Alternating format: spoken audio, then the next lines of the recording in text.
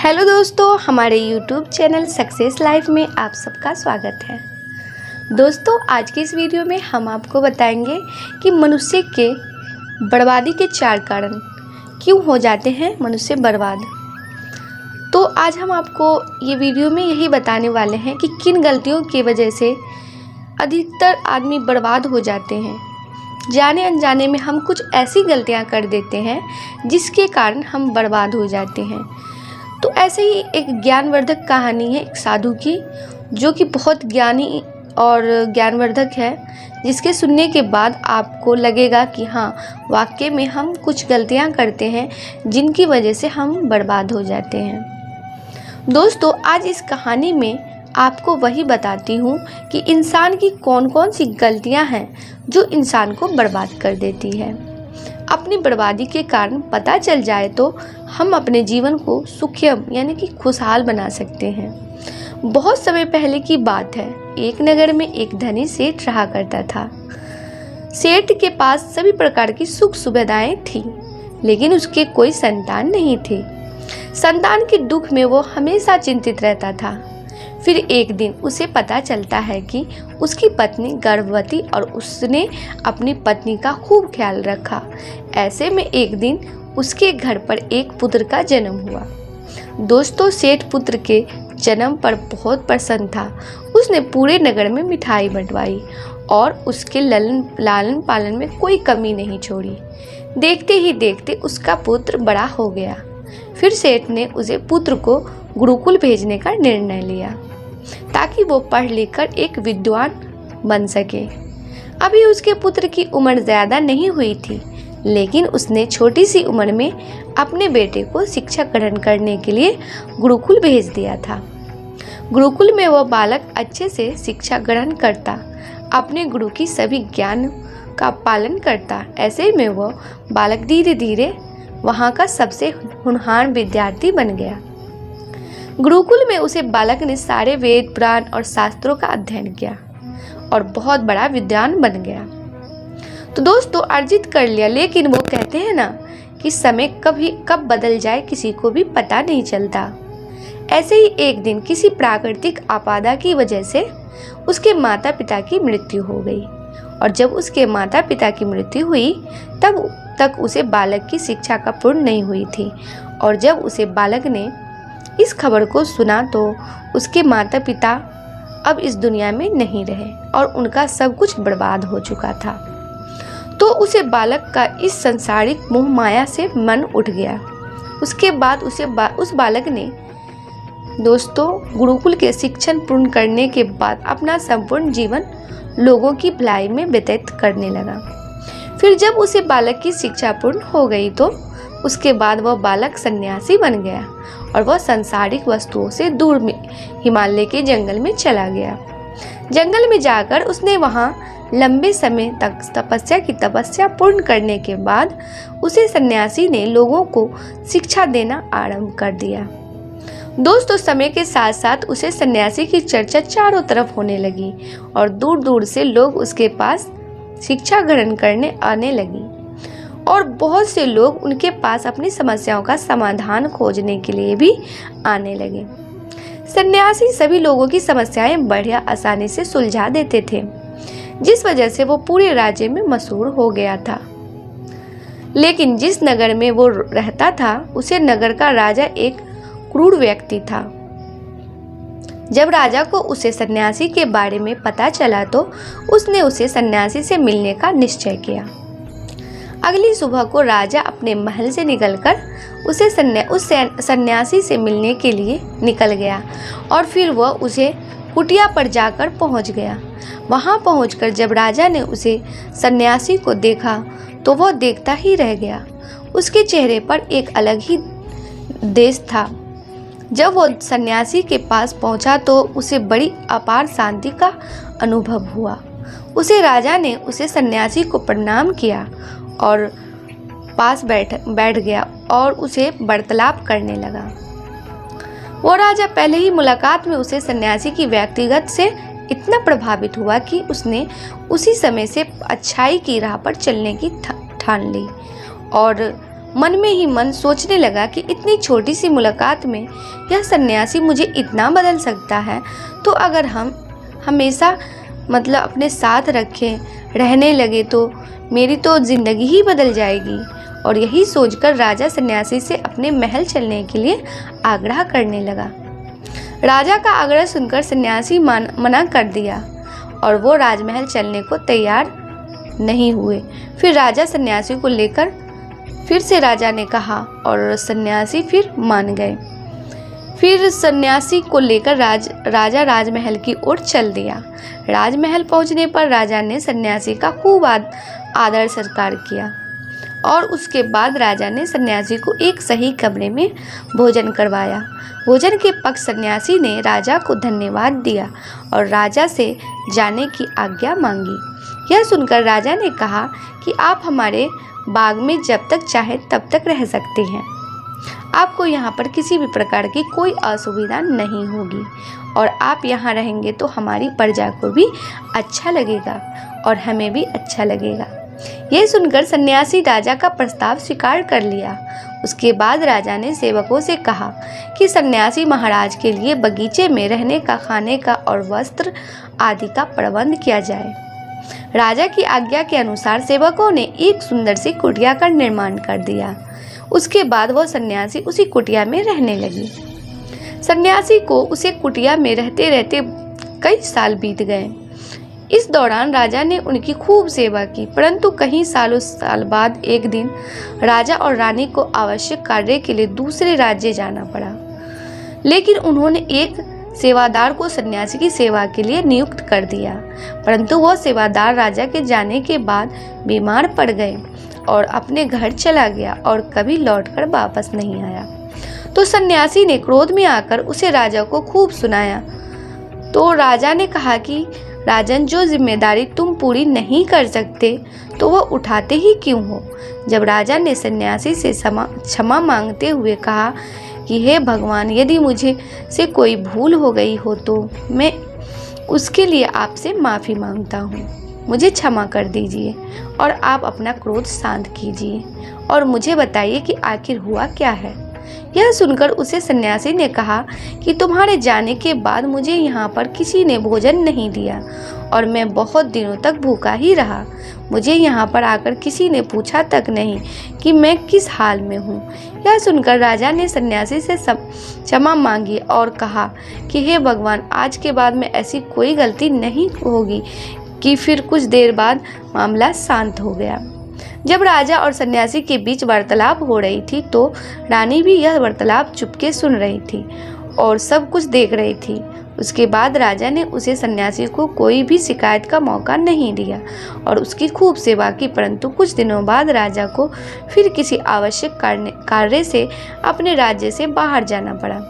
लेकिन इस बार राजा ने राज्य से बाहर जाने से पहले अपनी रानी को कहा कि जब तक मैं नहीं आऊं तब तक आप स्वयं सन्यासी की देखभाल करोगी। यह सुनकर रानी ने कहा कि जी महाराज, आप निश्चित होकर जाएं, मैं सन्यासी महाराज की अच्छे से देखभाल करूंगी।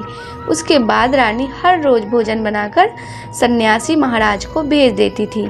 लेकिन एक दिन रानी नहाने के लिए चली गई और सन्यासी को भोजन देना भूल गई। सन्यासी ने काफ़ी देर तक भोजन का इंतजार किया, लेकिन जब भोजन नहीं आया तब सन्यासी सोच में पड़ गया कि आज खाना क्यों नहीं आया।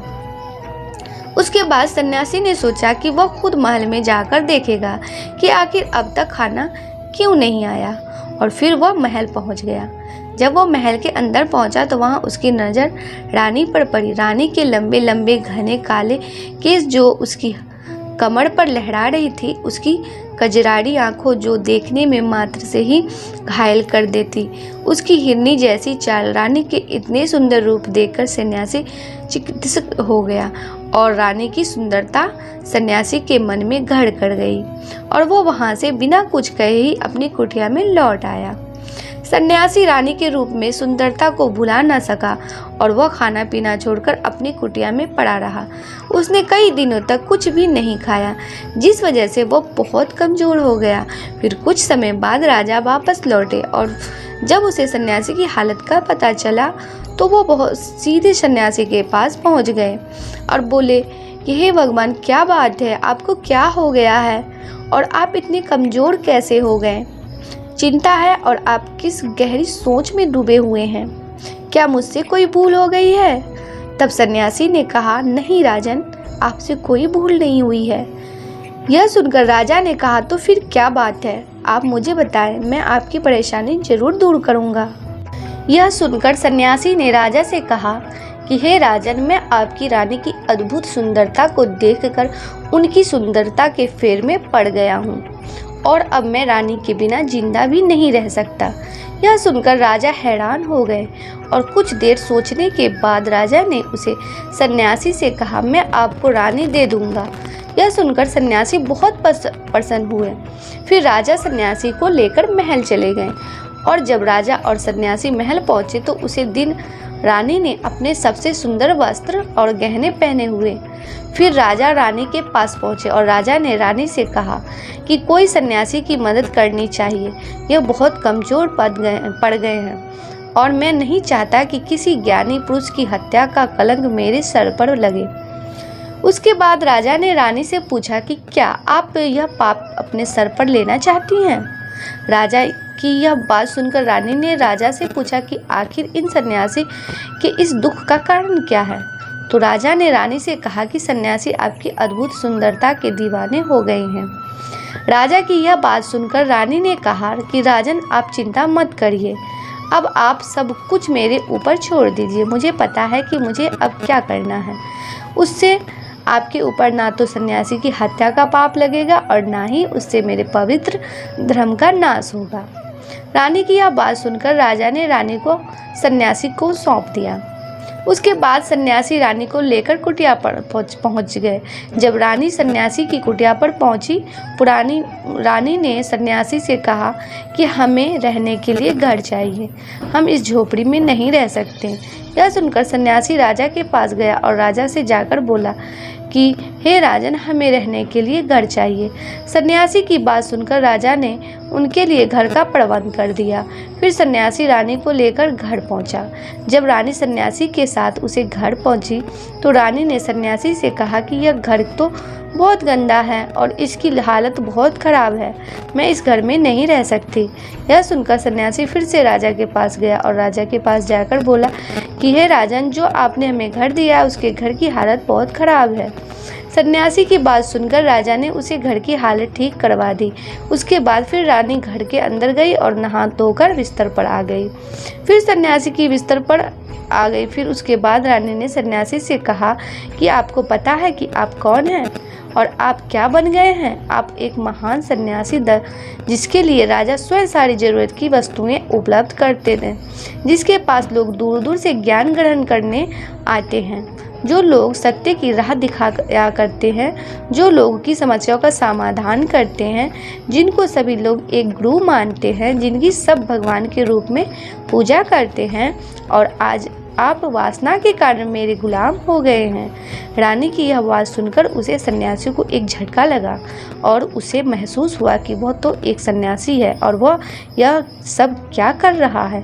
वो तो यह सारी सुख सुविधाओं को छोड़कर शांति की तलाश में जंगलों में चला गया। जोर जोर से रोने लगा और चिल्लाने लगा और रानी से कहने लगा कि मुझे क्षमा कीजिए महारानी, मैं ये क्या करने जा रहा था, मैं अभी आपको राजा को सौंप कर आता हूँ। सन्यासी की बात सुनकर रानी ने सैनिक से प्रश्न किया कि महाराज, मेरे मन में एक प्रश्न उठ रहा है, कृपया मेरे प्रश्न का उत्तर दीजिए। रानी की बात सुनकर सन्यासी ने कहा कि मुझे तुम्हारे क्या प्रश्न है। फिर रानी ने कहा कि जब आपको उसी दिन भोजन नहीं मिला तो आप बहुत क्रोधित हो गए। तब मैंने आपके ये रूप पहली बार देखा था और तभी से मैं आपकी व्यवहार में प्रवृत्त महसूस कर रही हूँ। ऐसा क्यों हुआ महाराज, आखिर आपको इतना क्रोध क्यों आया? रानी की बात सुनकर सन्यासी ने रानी को समझाया कि जब मैं जंगल में था तो मुझे समय पर भोजन भी नहीं मिलता था, लेकिन जब मैं महल में आया तो महल में आने के बाद मुझे सारी सुख सुविधाएं मिली और फिर मैं इन सभी सुख सुविधाओं के मोह में फंस गया और मुझे इसके प्रति लगाव उत्पन्न हो गया और फिर मुझे इसको पाने का लालच उत्पन्न हो गया और जब मुझे यह नहीं मिला तो मेरे अंदर क्रोध उत्पन्न हुआ। फिर सन्यासी ने कहा कि महाराज, सच तो यह है कि अगर इच्छा पूरी नहीं हो तो क्रोध उत्पन्न होता है और अगर इच्छा पूरी हो जाए तो लालच बढ़ जाता है। फिर सन्यासी ने रानी से कहा, यह इच्छा की पूर्ति ही मुझे वासना के द्वार तक लेकर आई है और मैं आपके प्रति आकर्षित हो गया। इसके बाद वो सन्यासी रानी को लेकर राजा के पास गया और बोला कि राजन, मुझे क्षमा कीजिए, मुझे अपनी गलती का एहसास हो गया है। यह लो आपकी रानी, मुझे यह सब नहीं चाहिए। मैं अपनी इच्छा के थ्रू यह गलत कार्य करने जा रहा था और अपने जीवन को बर्बाद करने जा रहा था, लेकिन अब मुझे सब कुछ समझ में आ गया है। उसके बाद उसे सन्यासी ने कहा कि हे राजन, मनुष्य की बर्बादी का कारण उसकी 4 आदतें बनती है और दुनिया के हर एक व्यक्ति के अंदर यह 4 अवगुण होते हैं। गीता में श्री कृष्ण ने कहा है, केवल पैसों से आदमी धनवान नहीं होता, असली धनवान वो है जिसके पास अच्छी सोच, मधुर व्यवहार और सुंदर विचार होते हैं। श्री कृष्ण का कहना है कि मनुष्य को किसी भी परिस्थिति में हौसला नहीं हारना चाहिए। जब तक आपकी सोच और विचार अच्छे नहीं हो जाते तब तक आपके अच्छे दिन नहीं आते हैं। दोस्तों, गीता में लिखा है कि ज़्यादा खुश या फिर ज़्यादा दुखी होने पर निर्णय नहीं लेना चाहिए, क्योंकि यह दोनों परिस्थितियों को आपको सही निर्णय नहीं लेने देती है। यदि तुम्हारे अंदर खुद को बदलने की ताकत नहीं है तो तुम्हारा कोई अधिकार नहीं कि तुम भगवान या भाग्य को दोष दो।